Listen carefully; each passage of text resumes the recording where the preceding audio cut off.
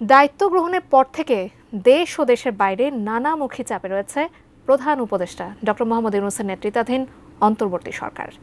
দেশের আইন শৃঙ্খলা পরিস্থিতির অবনতি সহ নানা দাবি আদায়ের আন্দোলন সামাল দিতে রীতিমতো হিমশিম খাচ্ছে নতুন এই সরকার।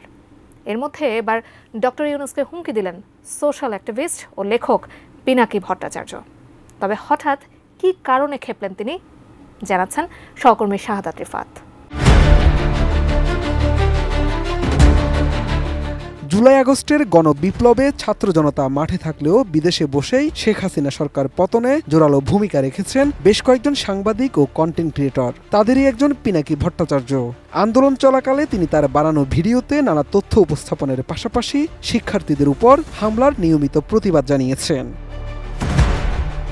এদিকে শেখ হাসিনা সরকার পতনের পর বাংলাদেশের দায়িত্ব নিয়েছেন প্রধান উপদেষ্টা ডক্টর মোহাম্মদ ইউনূসের নেতৃত্বাধীন অন্তর্বর্তী সরকার। আর নতুন এই সরকার দায়িত্ব নেয়ার পর স্বস্তি ফিরে পেয়েছে বিভিন্ন রাজনৈতিক মামলার আসামিরা। মুক্তিও পেয়েছে বিএনপি ও জামাতের অধিকাংশ নেতাকর্মী।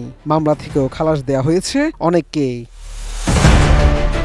এছাড়া রাজনৈতিক প্রতিহিংসার শিকার হয়ে বিদেশে পাড়ি জমানো অনেক লেখক ও সাংবাদিক দেশে ফিরতে শুরু করেছেন। সবশেষ প্রায় 5.5 বছর পর 27 সেপ্টেম্বর বাংলাদেশের মাটিতে পা রাখেন দৈনিক আমার দেশ পত্রিকার ভারপ্রাপ্ত সম্পাদক মাহমুদুর রহমান।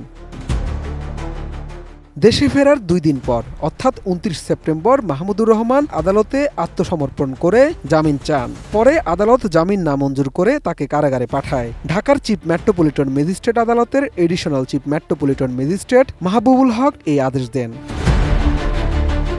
মূলত এই ঘটনার পরই প্রধান উপদেষ্টা ডক্টর মোহাম্মদ ইউনূসের উপর ক্ষোভ ঝাড়েন পিনাকি ভট্টাচার্য, দেন হুমকিও। পাশাপাশি মাহমুদুর রহমানকে মুক্তি দিতে অন্তর্বর্তী সরকারকে সময় বেঁধে দিয়েছেন আলটিমেটাম। কোয়ালিটি সম্পন্ন আন্তর্জাতিক মানের still bar CSRM, committed for better still.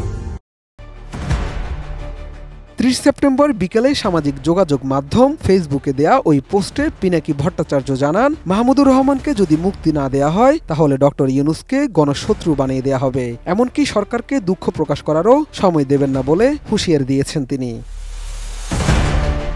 এর আগে গত বছরের 17 আগস্ট সাবেক প্রধানমন্ত্রী শেখ হাসিনার ছেলে এবং তার তথ্য ও যোগাযোগ প্রযুক্তি বিষয়ক উপদেষ্টা সজীব ওয়াজেদ জয়কে অপহরণ ও হত্যাচেষ্টার ষড়যন্ত্রের মামলায় সাংবাদিক শফিক রেহমান সহ 5 জনকে 7 বছরের কারাদণ্ড দেয় আদালত।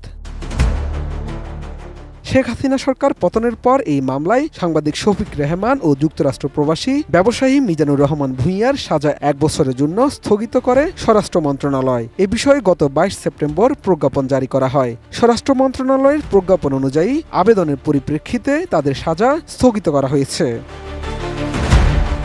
শাহাদাত রিফাত, এটিএন নিউজ, ঢাকা।